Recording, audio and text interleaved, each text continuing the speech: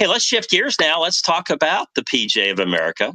Yeah. One of the things that we were talking before we came on the broadcast is, I'm a tournament director for a charity golf tournament for an organization called Warrior Companion, and Yeah. they provide pet health care services to the service dogs of disabled vets. And one of the disabled vets we do is the ambassador for PJ Hope, Chris Yeah. Nowak, and we're helping him out with the vet bills because you know what, it's great that there's these vets have these service animals. It saves their lives.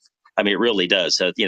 And we can talk a little bit about more about that, but just the ability, if the dog gets a little sick or something's going on, those vet bills can be pretty pricey. So we're trying to help them out with it. So we've had some interaction, obviously, with PJ Hope and what's going on, and we just saw the coolest thing. Now I'm a little biased on this because being a member of the North Florida section and knowing Jack Achenbach and all the different folks that played on that team, a veterans team that won a tournament. Why don't you tell us a little bit about this tournament that I'm just mentioning here about? And it was right before, I guess, the PJ Championship. Tell us a little bit about PJ Hope and this golf tournament. Yeah, it's the Monday of PJ Championship week. It's called the Secretary's Cup because of the Secretary of Defense, Chris Nowak, the gentleman you mentioned, Marine. He started it. He started actually. He got the PGA of America to do PJ Hope. We got the memorandum of understanding with the VA, so the VA would allow us to teach these veterans. If we were adaptively trained in golf, then we could teach these veterans golf and get them out of the house and try to save their lives. And God bless you, brother, on the dog thing. I mean, you're exactly right. That relationship that a veteran has with their dog, and it's deep, and it's very important. But the Secretary's Cup is something that Chris started, and there were 12 teams from across the nation, four-person scrambles with 48 veterans.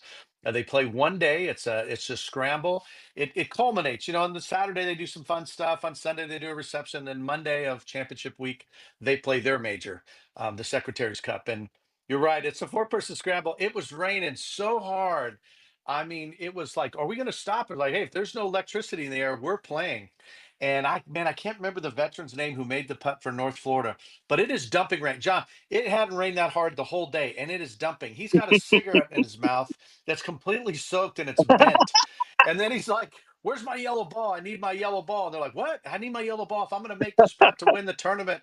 And it's driving rain, cigarette hanging out of his mouth, rooster tail in the ball as it falls into the cup, and North Florida wins. And everybody was cheering, even the teams that lost. Golf's the greatest, and and PJ Hope is saving lives. And Secretary's Cup, their major, is a special event during our championship week. It's awesome. Well, I've it's interesting because what I've experienced in my 10 years as a PJ member, there's a lot of great things that have happened in the PJ of America that have come from the grassroots up. Right. Some people think, oh, everything's driven from top down.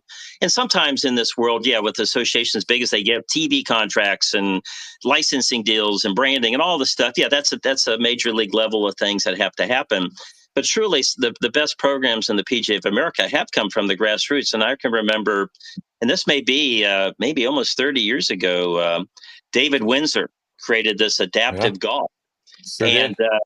I just helped build a small little 9-hole golf course with a driving range in Tampa, Florida, called Terrace Hill. It was right next to Temple Terrace Golf and Country Club, where Gary Koch and Eddie Pierce grew up.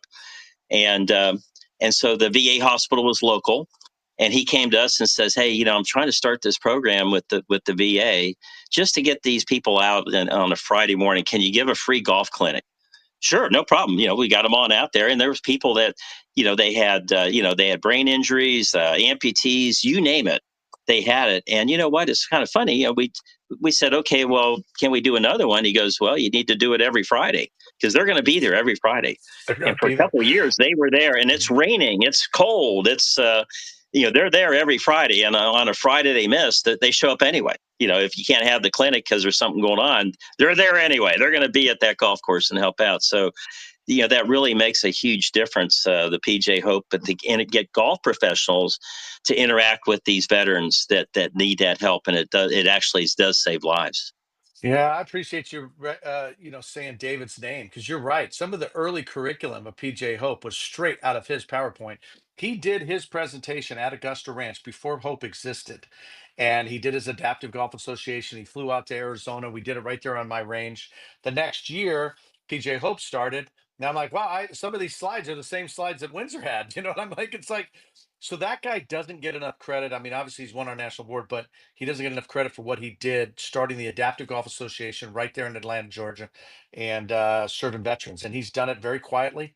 But God bless that man, because you're right. He was the seed that really started PGA Hope. It might not have been called Hope, but it was about adaptive golf and getting veterans out of the house. So, yeah, great, great program, no doubt.